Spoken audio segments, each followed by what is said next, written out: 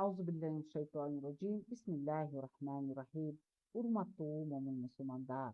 Бүгүн мен сиздер менен Минада түнөө жөнүндө сүйлөшкүм келип атат. Мина деген эмне? Мина бул Мекке шаарынан 5 чакырым чыгыш тарапка жайгашкан чоң бир өрөөн.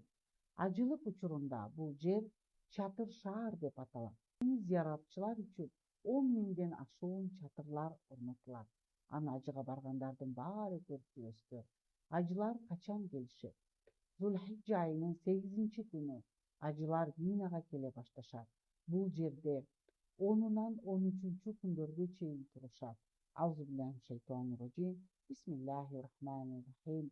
Ан Абдуллах ибн Умар радиаллаху анхума. Абдуллах ибн Умар, Аллах разы болсун, мындай деген: Кана ябиту бимина лаялил Айямин Расул саллаллаху алейхи вассалям.